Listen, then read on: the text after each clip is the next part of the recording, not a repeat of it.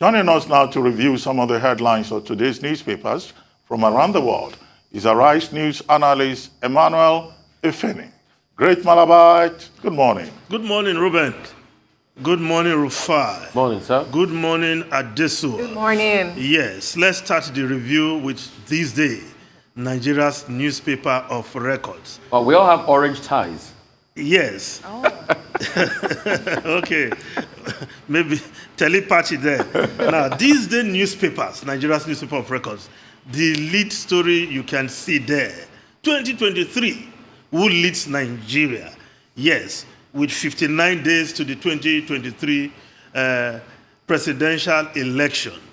This day has highlighted a number of Nigerians who fall within the age bracket IBB prescribed last week in his exclusive interview with Arise. And you can see a number of names. But just before we come to these names, to take a few of them, let's just look at other newspapers quickly. The Punch newspaper, federal government battles National Association of Resident Doctors, opens attendance register, resident doctors adamant. Resident doctors, 8th day of their strike. Hospitals paralyzed. Now, the Nation newspaper, pressure mounts on PDP. Chairman Secondus to quit. Will he quit? Well, the squabble is still on in the PDP. Now, the Guardian newspaper, Nigeria's The Guardian newspaper, consumers bear burden of MDA's failure to pay 100 billion naira electricity. Yes, the distribution companies find a way to distribute this amount, which ministries, departments, and agencies are not paying to other consumers. Now, the Abuja Inquirer, FCT losing cholera war, lack of drugs compounds outbreak, undocumented deaths rife in suburb. Now, the foreign newspapers, quickly, just before we return to this day, the Times of UK, you say different strokes, different fold. Now, the lead story there, get back to office, ministers, other staff. Big push against civil servants working from home. And the Daily Mail put it this way, minister, cut pay of civil servants who work at home. But while in the UK, they're asking workers, civil servants to return to work. In the US, it's a different kettle of fish. The Wall Street Journal is reporting companies readjust as cases rise. Delta variant spread as bosses pushing back office return, scrapping big events. Yes, bosses who projected that offices will reopen after the Labor Day in the US are having a rethink because of the spread of the Delta variant of the coronavirus in the US. Now, let's come back quickly to this day newspaper, Nigeria's newspaper of records, where we are looking at who should lead Nigeria come 2023. Now, a number of names mentioned there, but we cannot go through all those names. But let's just look at a few of them. Southwest, where there has been clamor that the presidency should also come 2023. Oshibajo, the vice president. Ordinarily, you say this should be the man to take over from his boss come 2023, but not as simple as that. Well, he has the cognate experience, well grilled over time, and he once acted as president, and many felt he did not do badly. But again, maybe that happens to be about trust, because he is not at ease with some of those who control power levers in the country. After that experience, that may just be where he will have some hiccup. But give it to him. Oshibajo, Christian from the southwest, a candidate, falls within the age bracket, you will say. Then looking also at the southwest, I'll look at Kayode Fayemi, current chairman of the Governors Forum, which has given him some leverage to have contact with almost everybody in the political circle around Nigeria. Of course, himself an intellectual, well-grilled over time, part of those who struggle for democracy. So that should stand him in a good position if his party were to just look at the southwest. But now, let's look at southeast. Southeast, where there's also clamor. I will put Moghalu above Peter Obi for now. You know why? Because Moghalu has thrown his heart into the ring. Peter Obi is here to do so. He will be here to make his own pitch, but that is my position. Moghalu, former central bank deputy governor, and in the last presidential election, if you talk of who made it best on the campaign trail, many will say, give it to Moghalu, but of course, that is not how it was in Nigeria. His platform was not quite strong, but he made a very good pitch to Nigerians. Now, Peter Obi, well-grilled, understand the issues, but he is yet to throw his heart into the ring. So perhaps he has to defend himself there. Now, let's look at technocrats. Technocrats. And we have a number of them, you will say, give them this job. The central bank governor, Godwin Emefiele, will just hit 60 years last year, as if to say he's creeping into the that age bracket, but that is his age. He has done almost everything in the economy, every aspect of the economy. I once said, if he were to be a prime minister, perhaps this economy and this country will be running smoother and better for all of us.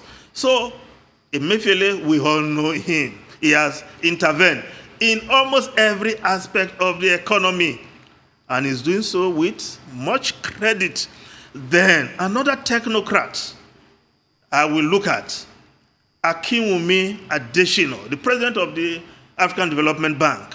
If parties were to do head hunting, then one party, one of the major parties, will be head hunting this man, just the way Goodluck Ebele Jonathan, former president, had hunted him to run the Agric ministry. And the fallout, the impact of his intervention since then, we are still seeing in the Agric sector. And don't forget that Emefiele has also taken it up a notch higher since then. Then you cannot talk of technocrats without mentioning Ngozi Okonjo-Iweala, the Director General of the World Trade Organization. She has run this economy before as coordinating minister of the economy. And of course, the president of South Africa once picked her as a member of the Economic Advisory Council to tell you her reach, of course, her international reach is unparalleled and well known across the world. Ruben Rufai and Adesua, your comment, please. You know, I also have a question for former Governor Peter Obi when he comes on the show, because going by that visualized characteristics of IBB's comments on the exclusive interview on Arise News on Friday, he said, you know, person 60 must have friends everywhere in the country, must be vast in the economy. And I'm beginning to think perhaps, was he referring to former Governor Peter Obi? Yeah. Because he claims to have friends wherever he goes. Even in his administration, he had friends from everywhere in the country. He just turned 60. And, you know, so perhaps it was the person IBB was referring to. We'll find out in just a moment. Those parameters, again, must be 60, deep knowledge of the economy, must have contacts across the country. I'm not sure Peter Obi is up to 60 yet. I think he just turned 60. Now? I think he turned 60. I think I saw that somewhere. Marketing and acceptability and capacity has to be a good politician, like Bukola Saraki, perhaps, if you will. Over to you, Ruben, if you still have some time.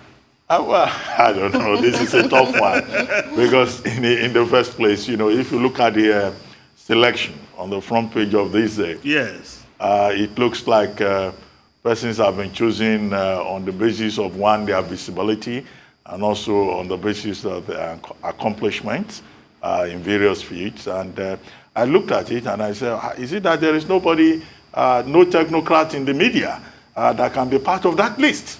But you see, it happens often. Ruben, you are not up to 60 yet. We'll wait till you win Ogun State governorship. No, in fact, we'll drop into the list. no, how old is Sheyi Makinde? He's even much younger. Yes, now, he's but on the the list. point I'm making is, that whole point about 60, that's General Babangida's personal opinion. There's nothing that says, that has become a prescription. No, I think for what the this they future tried of to do was just to look at that his range. Who can we pick from that range? Yeah, but I'm saying that it's not casting. No, I agree with you. any I agree with you concrete. totally. I mean, if you look at the United States from President Obama, who got there in his 40s, the next president was over 70. The current president is over 70. I think it's not just about age. I'm more interested in the criteria that he gave beyond age. Somebody who is open-minded, who is a bridge builder.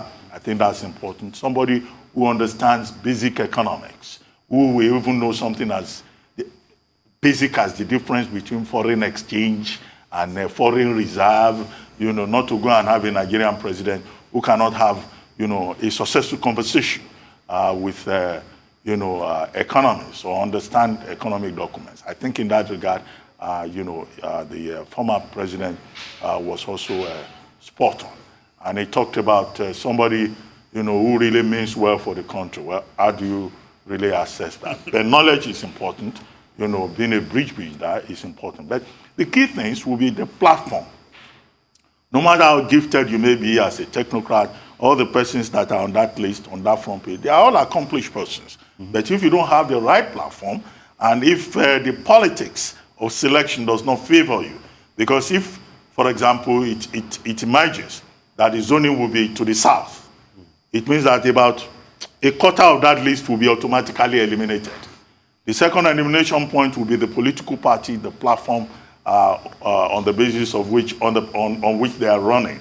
And the third, of course, will be the kind of support base that they have. I do not expect that the president of the AFDB, Dr. Akinwumi Adesina, a truly accomplished man, will leave the current assignment that he has as president of the African Development Bank to say he wants to come back home. No, I'm saying that a party should headhunt him and bring him. Yeah, but I don't think he himself would want to leave his present assignment, To come and run which is Nigeria? certain, to come and pursue uncertainty. And then the same goes for Dr. Ngozi Okonjo-Iweala. I mean, she would rather be out there at the World Trade Organization than to come back home. But of course, there's still the possibility that if you are looking for a female president, it will be a good choice. She will be a good choice. Some of the other people there, Minister Fashola, Babatunde Raji Fashola, he has experience. The governor of Ogun State has experience. The governor of Ekiti State has the relevant experience. Governor Peter Obi has the relevant experience.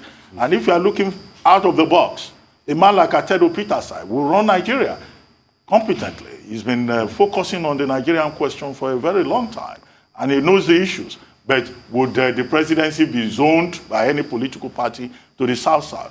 Kingston Moghalu has worked in the area of policy. He has taught policy matters. He understands development issues. But will they give him a chance? Will anybody give him a chance? So these are some of the questions. What we'll be dealing with at the end of the day is the complexity of Nigeria and the kind of ethnic politics that will play. I see Alhaji Aliko Dangote's name there. Will Alhaji Dangote prefer to risk everything, leave his business empire to come and, run Nigeria, where people will tell him the story of how he came to Lagos, and how he made his money? Because if you go into politics, they will tear you apart, no matter how accomplished you may be. So these are some of the issues. But as for the competence of the persons and their accomplishments, of course, there's no doubt. Each one has done well in his own regard. But it's not certificate you use, as you know, to become a president of Nigeria. I mean, so for me, Mr. Ifeni, a nation gravitates towards a solution provider per time. And I keep telling the story of Britain. After the Second World War, Winston Churchill was not re-elected. Why? Because Britain needed somebody that could reflate the economy. Winston Churchill was a good wartime leader, but he wasn't great for the economy. Nigeria needs a president now that understands the economy. If you check in other climes, most prime ministers in the UK normally study a course in university called PPE, Philosophy, Politics and Economy.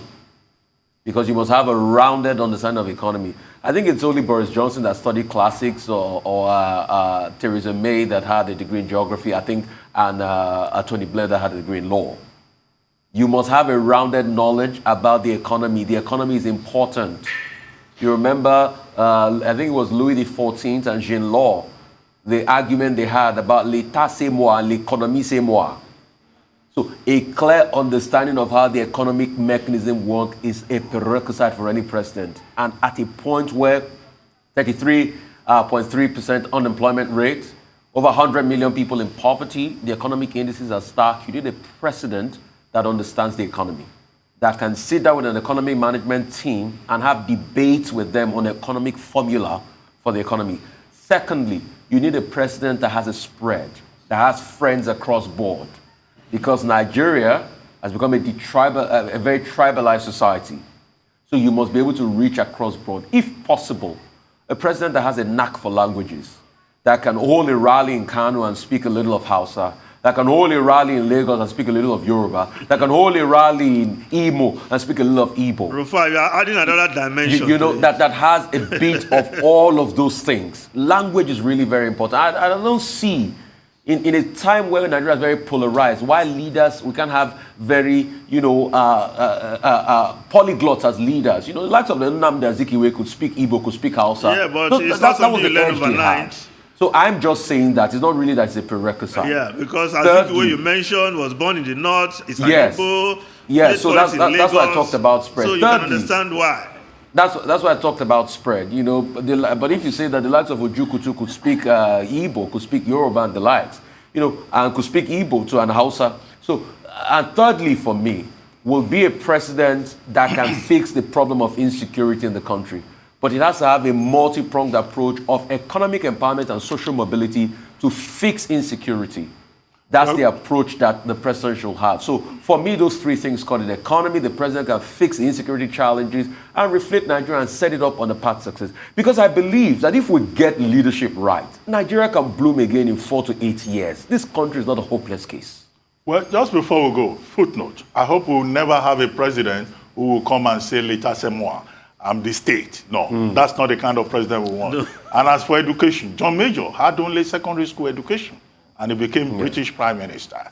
So sometimes these things are relative and complex. Okay. Well, but thank you very much. When that leader is presented, I hope the electorate will recognize the right leader and vote for that leader. And that the electorate will be given the opportunity to choose freely.